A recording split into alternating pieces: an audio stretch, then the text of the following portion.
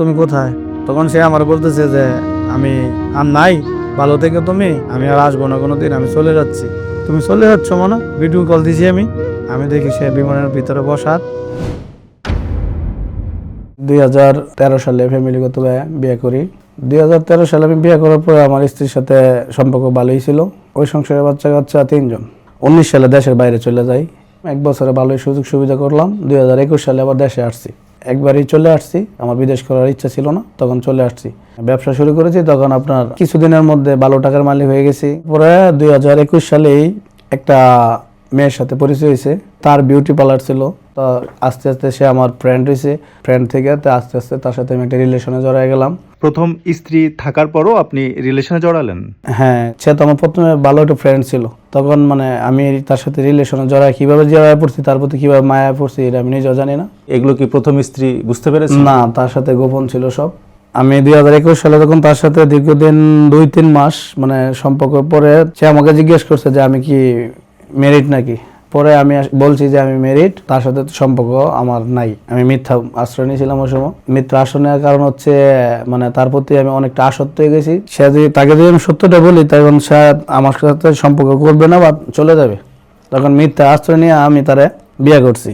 2021 সালে বিয়ে করছি গোপনে, কেউ জানে না। তখন আপনার বাসা নিয়ে যখন আমি আমার দ্বিতীয় স্ত্রীর সাথে সংসার করতেছি, কিছুদিন পরে বিয়ে করার 10-15 দিন পরে আমার প্রথম স্ত্রী এইগুলাই জানে। তখন আমার দ্বিতীয় স্ত্রী জানলো যে প্রথম স্ত্রীর সাথে আমার রানিং সংসার চলতেছে। তখন সে আমার বললো যে তুমি আমার সাথে মিথ্যা কেন বললো, মিথ্যা আশ্রয় কেন নিলা। তখন আমি তারে বললাম, দেখো আমি মিথ্যা আশ্রয় যদি না নিতাম তখন তুমি আমার সাথে সম্পর্ক জড়াইতো না বা আমার সাথে থাকতো না, দূরে চলে যেত, আমাকে ছেড়ে দিয়ে। তখন আমি এই ভয়টার জন্য আমি মিথ্যা আশ্রয়টা নিয়েছি, এই জন্য তুমি আমাকে মাফ করে দাও, আমার মাইনা নাও, ভুল করে লেছি। তখন আমার দ্বিতীয় স্ত্রী সে বলতেছে যে তুমি যদি তোমার প্রথম স্ত্রীকে রাখো তাহলে আমি তোমার কাছে থাকবো না। তারপরে আমি তার কাছ থেকে প্রথম স্ত্রী আপনার ব্যাপারটাকে মেনে নিয়েছিল না বাধ্য হয়েছে? বাধ্য হয়ে মেনে নিয়েছে। আপনি কি মারধর করতেন প্রথম স্ত্রী? না, কোনোদিন মারধর করতাম না। তখন আমার দ্বিতীয় স্ত্রী বলছে যে তুমি যদি তোমার প্রথম স্ত্রীকে রাখো তাহলে আমার ছেড়ে দিতে দেব, আমি সংসার করব না। তখন আমি বললাম যে ঠিক আছে, আমি ছেড়ে দিব, আমাকে কিছুদিন সময় দাও। সময় চাচ্ছি যে সে যেন আস্তে আস্তে ঠিক হয়ে যায়। তো দীর্ঘ সময় হওয়ার পরে গাড়ি কিনলাম, তাকে সর্বোচ্চ টেক কেয়ার করতেছি। তারা ধরে রাখার জন্য যতটুকু চেষ্টা, আমি এতটুকু চেষ্টা করছি, সর্বোচ্চ তারা ভালো রাখার চেষ্টা করছি। তার কিন্তু আগে পার্লার ছিল, তারপরে আমি আবার পার্লারটা নতুন করে ডেকোরেশন করে দিছি। আমি তাকে বিয়ে করছি, ওই টাকাটা আমি তারে নগদ দিয়ে দিছি। কাবিনের টাকা। কত টাকা কাবিন ছিল? কাবিন 5 লক্ষ টাকা ছিল। সাথে সাথে দিয়ে দিয়েছে? হ্যাঁ, একটা এমপি মন্ত্রী তার ওয়াইফে যেভাবে রাখে আমি তাকে এইভাবেই রাখছি। হ্যাঁ, প্রথম স্ত্রীর দিকে কি প্রথম স্ত্রীর দিকে নজর ছিল, কিন্তু আমি তাকে সময় দেই নাই, কিন্তু টাকা পয়সার দিক দিয়ে অভাব দেই নাই। আচ্ছা, দুজনকে টাকা পয়সার দিক দিয়ে অভাব দেন নাই, কিন্তু সময় বেশি দিয়েছেন আপনার দ্বিতীয় স্ত্রীকে। প্রথম স্ত্রীকে অভাবে সময় দেওয়া হয় না। হ্যাঁ, দ্বিতীয় স্ত্রীকে নিয়ে আমি যদি অফিসে যাইতাম বা যে জায়গায় ব্যবসা বাণিজ্য যে জায়গায় যাইতাম, আমি তারা নিয়ে যাইতাম, গাড়িতে বসায় রাখতাম, তারে সর্বোচ্চ আমার পাশে রাখতাম। যে জায়গায় গেতাম, ধরেন কক্সবাজার, সিলেট, বিভিন্ন বাংলাদেশের বিভিন্ন প্রান্তে আমি তাকে নিয়ে প্রায় সময় ঘুরতাম। মাসের মধ্যে 20 দিনে আমি ঘুরতাম তাকে নিয়ে। সন্তানদের প্রতি আপনার তেমন কোনো খোঁজ খবর নিতেন? সন্তানদের প্রতি আমি শুধু টাকাই দিয়েছি, সময়টা দিতে পারি নাই। তার প্রতি আমি এতটাই আসক্ত হয়েছি, একবারে পুরানি নেশা হয়ে গেছে তার প্রতি। তারা ছাড়া আমি কিছুই বুঝতাম না। তখন এইভাবে চলতেছে। তখন তার কথা ছিল একটাই, যে আমার এই প্রথম স্ত্রী থাকলে সে আমার সাথে সংসার করবে না। মনে হচ্ছিল প্রথম স্ত্রী ডিভোর্স দিয়ে, তারপর আবার বাচ্চাদের দিকে তাকায় বিবেক বাধা দিয়েছে। আমি যখন আপনার প্রথম স্ত্রীর কাছে যাইতাম, আমার বাচ্চার কাছে যাইতাম, অল্প কিছু সময়ের জন্য যাইতাম, তখন আমার দ্বিতীয় স্ত্রী তখন এটা নিয়ে আমার বিভিন্ন টর্চার, বিভিন্ন সে গালিগালাজ বিভিন্ন ভাষা ইউজ করতো। আমার বাসার মধ্যে অনেক জিনিসপত্র ভাঙচুর করতো আমার দ্বিতীয় স্ত্রী। অনেক টাকার সম্পদ নষ্ট করছে, কেন আমি প্রথম স্ত্রীর কাছে যাই বা বাচ্চাদের খবর নেই বা এগুলো সে সহ্য করতো না। সহ্য করে না কারণ হচ্ছে যে তাকে তো আমি না জানা বিয়ে করছি, যে আমার বউ নাই, এখন সে মানবো না। এটা আসলে ওর কোনো দোষ ছিল না। তখন আমি লাস্ট যখন আপনার কক্সবাজার যাই, 2 দিন থাকার পরে আমি বলতেছি যে চলে যাই। 2 দিন পরে আমার ওয়াইফে বলতেছে থাকো না, আমার তো অনেক ভালো লাগতেছে, আর তো না আসতে পারি। আপনার দ্বিতীয় স্ত্রী বলতেছে আর 2 দিন থাকি, এটাও তো শেষ দেখা হতে পারে, আমি কেন আবার আসবো। পরে না, যদি মরে যাই, তখন আমি এইগুলো বলো কেন। তো আমার দ্বিতীয় স্ত্রীকে নিয়ে আবার আমি চলে আসছি। তখন আমার দ্বিতীয় স্ত্রী মানে একদিন সে আমার বলতেছে যে আমি বাবার বাড়ি যাইবো, পরে মানে যেদিন সে বাবার বাড়িতে যাইবো এদিন মানে দিনের বেলা সে আমাকে জড়ায় ধরে অনেক কান্নাকাটি করতেছে। আমি বলতেছি কি হয়েছে তোমার, চলো আমার তো তাড়াহুড়া, দ্রুত চলো তোমাকে রেখে আসি, আমার কাজ আছে। তার বাবার বাড়িতে আপনার নিয়ে গেছি, নিয়ে যাওয়ার পরে রাস্তার মধ্যে থেকে আমি চলে আসতেছি, সে আমার দিকে মানে অদ্ভুত বা একটা তাকায় রয়েছে, তাকায় বলতেছে যে আসো না একটু বসো, পরে যাও। পরে আমি কই না, আমি তোমার কালকে এসে নিয়ে যাবো। আমি চলে আসছি, বাসায় আসছি, সারা রাত আমার কেন জানি ঘুম আসতেছিল না। সারা রাত আমি ঘুমের জন্য ট্রাই করতেছি, কিন্তু কেন জানি ঘুম আসতেছিল না। তখন আমি সকালে 10টার দিকে আমি কল দিয়েছি তাকে, সে ফোন রিসিভ করতে, ফোন রিসিভ করার পর মনে হচ্ছে যে বাসায় না, সে মনে রাস্তার মধ্যে এরকম একটা গাড়ির শব্দ বা এরকম শোনা গেছে। তখন আমি বললাম তুমি কোথায়? তখন সে আমার বলতেছে যে আমি আর নাই, ভালো থেকে তুমি, আমি আর আসবো না কোনোদিন, আমি চলে যাচ্ছি। তুমি চলে যাচ্ছ মানে আমার কাছে এটা মানে কেমন জানি লাগছে। তখন সে বলতেছে তুমি ভিডিও কল দাও। তখন সে ভিডিও কল দিছি আমি দেখি সে বিমানের ভিতরে বসাত, বলতেছে আমি দেশের বাইরে চলে যেতেছি।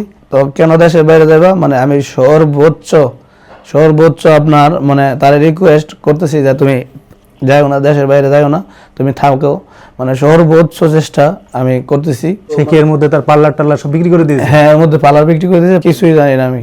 তখন সে চলে গেল। তখন চলে যাওয়ার পরে সে আবার এয়ারপোর্ট থেকে নামার পরে সৌদি গেছে। সৌদি যাওয়ার পরে আমি তার অনেক বুঝে তার ফ্যামিলির সাথে তার বাড়িতে গেলাম, তার বাড়িতে সবার সাথে কান্নাকাটি কইরা সবাই পাওয়া সহ ধরে রিকোয়েস্ট কইরা তখন আবার তারে বুঝাইলাম। তখন তাকে বললাম যে আমি ভুল হয়েছে, আমি আর এই ভুলটা করবো না কোনোদিন, তুমি মানে চলে আসো। তখন তারে আবার আপনার আমি সৌদি আরব এয়ারপোর্ট থেকে আমার একটা ছোট ভাই দিয়া এরা রিসিভ করে আবার 1500 কিলোমিটার দূরে পাঠাইছি। যেহেতু আপনি এক সময় সৌদি আরবে ছিলেন, সেহেতু আপনার অনেক কিছু জানা ছিল, অভিজ্ঞতা আছে। যে জায়গায় পাঠাইছি এই জায়গায় আমার একটা বন্ধু থাকে, ফ্যামিলি নিয়ে থাকে। তারপরে আমার এই বন্ধুর বাসাতে আছে। এখনো আপনার ওই দ্বিতীয় স্ত্রী আপনার বন্ধুর বাসায় আছে? উনি কি এখন ওখানে চাকরি টাকরি করছেন? না, চাকরি করছে না। তাকে এইভাবে আমি টাকা পাঠাচ্ছি, তাকে বুঝাচ্ছি, এবং এর মধ্যে আমি সৌদি আরবে ট্রাই করছি। এর মধ্যে আমি যখন বাংলাদেশ থেকে রওনা করছি সৌদি আরবে যাইতেছি, আমি খালি আল্লাহরে ডাকছি, আল্লাহ আমি কিভাবে সৌদি আরবে ঢুকবো, কারণ আমি জানি আমার হাতের ফিঙ্গার আছে, যাইতে পারবো না। তারপরও আমি ট্রাই করছি যাওয়ার জন্য। ভিসা নিয়ে যাই নাই, উমরার ভিসা নিয়ে গেছি। তখন আমার সৌদি আরব ইমিগ্রেশন আটকায় দিয়েছে। আপনার সৌদিতে কোনো রকম ক্লেম ছিল সরকারিভাবে, যার কারণে আপনি সৌদি আরবে ঢুকতে পারবো না। আমি সৌদি আরবে ইমিগ্রেশনে আটকায় দেওয়ার পরে এক ব্যাগে বাংলাদেশে পাঠায় দেয়। বাংলাদেশে আসার পরে এখন সে দেশে আসার জন্য চাচ্ছে না। মানে তারা আমি সর্বোচ্চ রিকোয়েস্ট করতেছি যে সে যেন দেশে আসে। আমি মানে তার সাথে আর কোনো মানে গাদ্দারি বা কোনো কিছু করবো না। মানে আমি চাচ্ছি সে যেন দেশে আসে। এখন সে আমার সঙ্গে সহ্য করতে পারে না, মানে আমার সাথে বিভিন্ন খারাপ ব্যবহার, খারাপ আচরণ করে। মানে তারপর আমি তারে মানে কেন জানি তার প্রতি আমার এতটাই মানে খারাপ লাগে। তারা আমার 1 মিনিট সে যদি একটু ফোন না দেয়, এর মধ্যে আমার মানে আমি পাগল হয়ে যাই। প্রথম স্ত্রী আপনাকে কেমন ভালোবাসতো? হ্যাঁ, ভালোবাসতো। প্রথম স্ত্রীর সাথে তো আপনি কিছু অন্যায় করেছেন? হ্যাঁ, অন্যায় করেছি। প্রথম অন্যায় করেছেন, আপনি তার অনুমতি না নিয়ে বিয়ে করেছেন। আপনার আইনগত অধিকার আছে দ্বিতীয় বিয়ে করার, কিন্তু এটাও সত্য প্রথম স্ত্রীকে আপনি যে ধরনের অবহেলা করেছেন, মানে কোনো কেয়ারই করেন নাই। দ্বিতীয় স্ত্রীকে নিয়ে বেশি ব্যস্ত ছিলেন, আর বলেছেন থাকলে থাক, না থাকলে চলে যা। আর ওনার মনে হয় কোনো উপায় ছিল না আপনি ছাড়া, আপনাকেই অবলম্বন করে উনি বেঁচে আছে প্রথম থেকেই। ইভেন আপনি আপনার সন্তানদেরকেও তেমন খোঁজ খবর নেননি, খালি টাকা পয়সাটাই ঠিক মতো দিয়েছেন। আপনার কাছে কি মনে হয় না প্রথম স্ত্রীর কাছে আপনার ক্ষমা চাওয়া উচিত? ঠিক আছে, মনে হচ্ছে যে আমার প্রথম স্ত্রীর কাছে ক্ষমা চাওয়া, আমি অন্যায় করছি, ঠিক আছে, কিন্তু আমি তো মানে আমার দ্বিতীয় স্ত্রীর প্রতি আসক্ত। আমি তো তারা ছাড়া মানে আমি দ্বিতীয় স্ত্রীর প্রতি আপনি আসক্ত, আপনাকে তো প্রথম স্ত্রীরও তো আপনাকে আপনার মূল্যায়নটা করতে হবে। আমার কাছে যেটা মনে হচ্ছে, আমার মতামত, আপনি যতদিন প্রথম স্ত্রীর সাথে এরকম অন্যায়, অনিয়ম, অবিচার করবেন, মানে গুরুত্ব না দেওয়া, অবহেলা করা, ঠিক ততটা অবহেলাই কিন্তু আপনি দ্বিতীয় স্ত্রীর কাছে পাচ্ছেন। এটা তো বোঝেন, প্রকৃতির একটা নিয়ম আছে, সৃষ্টিকর্তার তরফ থেকে একটা নিয়ম আছে। আপনি যদি আমাকে অন্যায়ভাবে অপমান করেন, অন্য কেউ আপনাকে অপমান করে সেই ব্যাপারটা ব্যালেন্স হয়ে যায়। অনেক ক্ষেত্রে এরকম আমরা দেখি। আপনার কি কখনো মনে হয় না যে আপনি প্রথম স্ত্রীর সাথে যে পরিমাণ অন্যায় অবহেলা করেছেন, দ্বিতীয় স্ত্রী ঠিক তেমনভাবে আপনাকে অন্যায় অবহেলা করছে? যেহেতু আপনি আসক্ত, এটা স্বাভাবিক প্রেম না। স্বাভাবিক প্রেম হলে আপনি প্রথম স্ত্রীর সাথে এমন অন্যায় করতে পারতেন না। আমি আসলে চাচ্ছি যে মানে দুনিয়ার যদি আমার সব কিছু নেওয়া যায়, টাকা পয়সা এভরিথিং সব কিছু না থাকে, তা আমার দ্বিতীয় স্ত্রীকে আমি চাচ্ছি। এর বিনিময়ে যদি আপনার সন্তান প্রথম স্ত্রী চলেও যায় আপনার জীবন থেকে, তাতেও অসুবিধা নাই। সন্তান তো আমার প্রথম স্ত্রী চলে যায়, সন্তান তো আমার কাছেই থাকবে, মানে সন্তান তো আর যাবে না। এত অন্যায়, এত অবহেলা কাউকে করতে নেই ভাই। একটু প্রথম জনের কথা ভাবেন। আমার মনে হয় আপনি যে মনোকষ্টে আমাদের স্টুডিওতে এসেছেন দ্বিতীয় স্ত্রীর কারণে, শান্তি পাবেন তখনই যখন প্রথম স্ত্রীর সাথে ইনসাফ করবেন। বিশ্বাস করেন, যেদিন থেকে আপনি প্রথম স্ত্রীর সাথে ইনসাফ করবেন সেদিন থেকে আপনার সাথে ইনসাফ হবে। এটার জন্য কি ক্ষমা চাওয়া উচিত না আপনার? অবশ্যই চেষ্টা করা উচিত না? না, আমি আসলে তার কাছে অন্যায় করছি, তারা না জানা বিয়ে করছি, এটা একটা অন্যায়, তার সাথে অনেক অবহেলা করছি। এখন থেকে নিজেকে কিছুটা চেঞ্জ করে তার সামনে উপস্থাপন নিজেকে করার চেষ্টা করেন। ঠিক আছে, কিন্তু আমি আসলে এরকম আমার দ্বিতীয় স্ত্রী যে আমার জীবন থেকে চলে যায়, মনে হচ্ছে যে আমি আসলে বাঁচবেন না। বাঁচবই না। দ্বিতীয় স্ত্রীকে ফোন দেন। আসসালামু আলাইকুম। আমরা কথা বলতেছি শামীম সাহেবের দ্বিতীয় স্ত্রীর সাথে। আচ্ছা, শামীম সাহেব আমাদের স্টুডিওতে এসেছেন, তার জীবনের গল্প শুনছিলাম। তো আপনি তার জীবনের একটা অনেক ইম্পর্টেন্ট একটা পার্ট। আপনার কি প্ল্যান? আপনি কি আর ফিরবেন তার কাছে? বলতে পারতেছি না। মানে আপনি দ্বিধাগ্রস্ত, আপনি নিজেও জানেন না যে আপনি কি করবেন, ব্যাপারটা এমন? হ্যাঁ, ব্যাপারটা এরকম, আমি নিজেও জানি না কি করবো। আপনি তো কোনোভাবেই মনে হয় প্রথম স্ত্রীকে মেনে নিতে পারছেন না, ওনার কথাবার্তা শুনে যেটা মনে হলো। এটা ভাই আসলে আমার মানার কথা না, কারণ একটা বিষয় কি জানেন, সে আমাকে মিথ্যা কথা বললা নিচ্ছে, ঠিক আছে সমস্যা নাই, একজন মানুষকে ভালো লাগতেই পারে, আমার নিচ্ছে সমস্যা নাই, কিন্তু তারপরে যদি সে আমার সাথে প্রকাশ করতো ঠিক আছে, কিন্তু আমার সাথে অনেক প্রতারণা, অনেক বেইমানি করছে 3 বছর। আপনি তার সাথে পরিচয় হওয়ার কতদিন পর বিয়ে করেছেন? তার সাথে পরিচয় হওয়ার বেশি দিন না, এই 26-27 দিন বা 1 মাস সর্বোচ্চ। আপনি কি এটা মনে করেন না যে আপনি যখন তাকে বিয়ে করেছেন তার সম্পর্কে আরেকটু জেনে বিয়ে করা উচিত ছিল? না, আমি এটা বলি আপনাকে, আমার ভুল ছিল বলতে, হ্যাঁ হয়তো ভুল ছিল, কিন্তু আমি অন্য কারোর কাছে জাস্টিফাই করি না, কিন্তু ওনাকে আমি জিজ্ঞেস করছি বারবার, এবং ওনাকে আমি কোরআন দিয়া মানে মানে ওনাকে আমি জিজ্ঞেস করছি আপনার কি মানে কোনো বউ আছে রানিং বা কেউ আছে আপনার জীবনে? উনি বলছে যে নাই। অন্যভাবে কোনো রকম খোঁজ খবর করার প্রয়োজন মনে করেননি, শুধুমাত্র তাকেই জিজ্ঞেস করেছেন? হুম। আমাদের কাছে মনে হচ্ছে সেই সময় আপনার কিছুটা তো ভুল অবশ্যই ছিল, আপনার খোঁজ খবর নেওয়ার ঘাটতি ছিল, যে কারণে আজকে আপনার এই পরিস্থিতির মধ্যে পড়েছেন। তো যেহেতু একটা পরিস্থিতির মধ্যে পড়েছেন, সেখানে শামীম সাহেব যদি প্রথম স্ত্রীকে ডিভোর্স দিয়ে দেয়, প্রথম স্ত্রী তো বাচ্চা কাচ্চা নিয়ে বিপদে পড়বে, এটা তো আপনি জানেন বা বোঝেন। অবশ্যই পড়বে। তো বিপদে যদি সত্যি পড়ে থাকে, তাহলে আপনি বারবার যে শামীম সাহেবকে বাধ্য করার চেষ্টা করছেন বা বলছেন, এবং শামীম সাহেব আপনার প্রতি যতটা অ্যাডিক্টেড বা যতটা আপনাকে পছন্দ করে, শামীম সাহেব যদি ডিভোর্সটা দিয়ে দেয় প্রথম স্ত্রীকে, বাচ্চা কাচ্চা সহ প্রথম স্ত্রী যদি আলাদাই হয়ে যায়, আপনি কি খুশি হবেন তখন? আমি খুশি না কি জানি না, কিন্তু আমি চাই না যে ওনাকে ডিভোর্স দিক। হ্যাঁ, ওই মহিলার কোনো দোষ নাই, ওনাকে ডিভোর্স দিক, এটা আমি চাই না। শামীম সাহেব তো বারবারই বলছে, আপনি প্রত্যেকবারই বলছেন ওই মহিলাকে ডিভোর্স দিতে। আমি ওনাকে এইভাবে বলছি যে দোটানা জীবন আমার ভালো লাগে না, তারে আমি পরিষ্কার ভাবে বইলা দিছি, সে যদি থাকে থাকুক, আমার কোনো সমস্যা নাই, সে যেন আমারে ছাইড়া দেয়, তারা সবাই মিলে সংসার করুক, যার কারণে আমি বাংলাদেশ ছেড়ে সৌদি আরবে পড়ছি। এটা তো সমাধান না। আপনি বিয়ে যেহেতু করেছেন, মানে আমরা শামীম সাহেবের কাছে শুনেছিলাম যে আপনার যাবতীয় চাহিদা এবং আপনাকে সময় দেওয়া থেকে শুরু করে সর্বোচ্চটুকু চেষ্টা করে শামীম সাহেব। জি।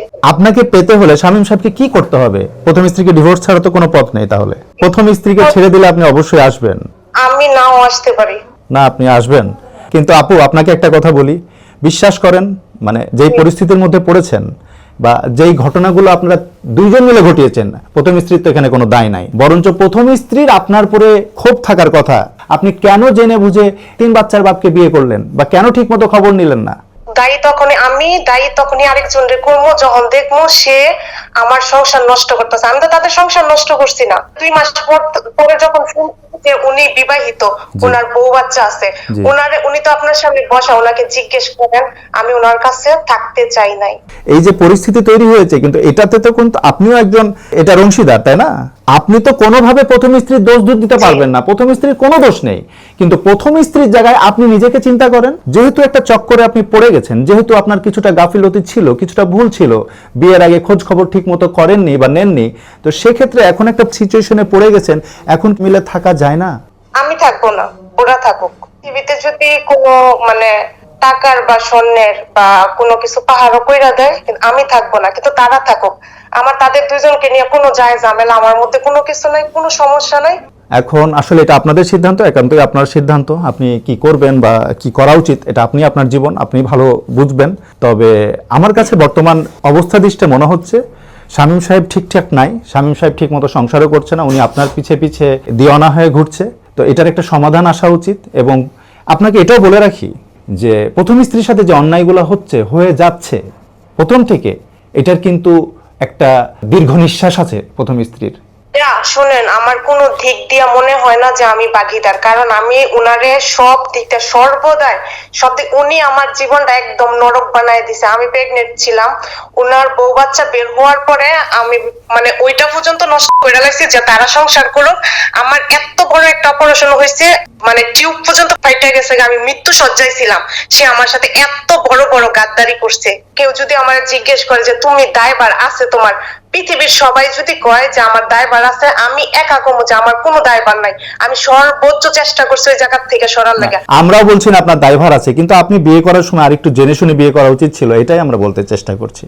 এখানে আসলে কথা বললে অনেক রকম কথা বলা যাবে। আমরা কিন্তু আবারও বলে রাখি, আমরা স্টুডিও থেকে আপনাকে দোষারোপ করার জন্য ফোন দিচ্ছি না, এতটুকু বলার চেষ্টা করছি আমরা তৃতীয় পক্ষ হিসাবে যে যে ঘটনাগুলো ঘটছে, এটা শামীম সাহেব ঠিকঠাক মতো তার রাস্তায় চলছে না, বিজনেসও ঠিক মতো আমার মনে হয় মনোযোগ দিয়ে করছে না। আপনিও সৌদি আরবে ভালো নেই, আপনার এখানে বিজনেস ছিল, পার্লার ছিল, সবকিছু বিক্রি টিক্রি করে চলে গেছেন দেশ ছেড়ে, এবং প্রথম স্ত্রীও কিন্তু ভালো নাই। আমি আপনার কাছে আশা করব আমাদের স্টুডিও থেকে যে পরামর্শ, এই তিনটা মানুষের মধ্যে, এই প্রথম স্ত্রী, দ্বিতীয় স্ত্রী এবং শামীম সাহেবের মধ্যে, আমার কাছে প্রথম স্ত্রীর সাথে আমরা যোগাযোগ করিনি, যোগাযোগ করতেও চাই না, কারণ মানুষটা আসলে ভুক্তভোগী। আমাদের কাছে যতটুকু ওনার কাছ থেকে শুনেছি ভুক্তভোগী মনে হয়েছে। আপনিও ভুক্তভোগী, আপনার সাথে অন্যায় হয়েছে, এটাও আমরা বিশ্বাস করছি।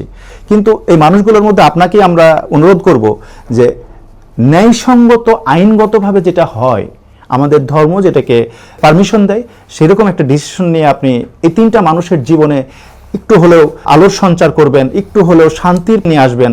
আপনার হাতে সেই ক্ষমতাটা আছে, আপনি চেষ্টা করে দেখতে পারেন শামীম সাহেব যেন ঠিক রাস্তাতে চলে, আপনি এবং প্রথম স্ত্রী আপনাদের জীবনটা যেন একটু সুন্দর হয়, একটু যেন গুছিয়ে চলতে পারেন। কারণ যেটা হয়ে গেছে সেটা তো আর নষ্ট করা যাবে না। আপনি এখান থেকে তাকে ডিভোর্স দিতে পারবেন, ডিভোর্স দিলে কিন্তু শামীম সাহেব ভালো থাকবে না, এটা আমি পরিষ্কার বুঝতে পারছি, এবং এটাও সত্য আপনিও ভালো থাকবেন না। যে মানুষটার জন্য আপনার অনেক স্যাক্রিফাইস আছে, এটা আমিও বুঝতে পারছি, আপনিও ভালো থাকবেন না। তো ধ্বংসাত্মক চিন্তা না করে আপনাকে আমরা অনুরোধ করব, একটু ধীরস্থির হয়ে ঠান্ডা মাথায় আমাদের ধর্ম, আমাদের আইন যেটা সাপোর্ট করে, পারমিট করে, এমন কোনো সিদ্ধান্ত আপনি নিতে পারেন কিনা যেটার কারণে আপনার জীবনে, শামীম সাহেবের জীবনে এবং প্রথম স্ত্রীর জীবনে কিছুটা শান্তি ফিরে আসে। এই চেষ্টাটা আপনি করে দেখবেন। আপনার কাছে আমাদের করজোড় মিনতি। এবং শামীম সাহেব যতটুকু ইনকাম করেন তার সামর্থ্য আছে দুইজন স্ত্রীকে চালাবার, একটু ভেবে দেখবেন। আজ বিদায় নিচ্ছি, আপনাদেরকে অনুরোধ করলাম আপনারা ভালো থাকেন, একটু শামীম সাহেবের সাথে কথা বলেন। তোমার কাছে অন্যায় করছি, আমার দ্বারা অনেক ক্ষতিগ্রস্ত হয়েছ, আমার জীবন দিয়ে আমি চেষ্টা করছি তোমার সবসময় ভালো রাখার জন্য। এখন আমি তোমার কাছে দুই হাত জোর করে অনুরোধ করবো, তুমি যদি আমার চাইরা দাও, তুমি যদি আমার কাছ থেকে দূরে সরে যাও, আমার বাঁচার আর কোনো উপায় নাই। খুব কষ্টে আছি, আমার এক মুহূর্তে তোমার যারা ভালো লাগতেছে না। তুমি কি চাইতেছ বলো, তুমি কি দেশে আইবা না আইবা? আমি আসলে এখনো জানি না আমি কি করবো, আমি জানি না। ভুল তো মানুষের, আমি বুঝছি না। তোমার কাছে ক্ষমা চাচ্ছি, আবারও ক্ষমা চাচ্ছি, হাত জোর করে ক্ষমা চাচ্ছি, তুমি আমার মাফ করে দাও। এখনো তো ভুল রাস্তা দিয়ে হাঁটতেছো। আমি তো এই আশা করে আইসা পড়ছি বাংলাদেশ ছেড়ে, যাতে তুমি বাচ্চা কাচ্চা নিয়ে, বউ বাচ্চা নিয়ে সুখে শান্তিতে সংসার করো। তুমি ভালো থাকতে চাইছিল, আমি তোমার ভালো দিয়ে আইসা পড়ছি। বউ বাচ্চা নিয়ে ভালো থাকার লাগে আমি তোমার ফ্যামিলি লাগে আর কি কি করতে পারি? তোমার বিন্দুপুর শোনো শোনো, সংক্ষেপে মানুষে দেখো, মানুষের নেশার প্রতি আসক্ত থাকে না, আমি তোমার প্রতি আসক্ত। আমার তোমার প্রয়োজন, আমার তোমার লাগবো, জাস্ট আমি এতটুকু জানি, তোমারে পাইতাম না, আমার দুনিয়ার সবকিছু শেষ।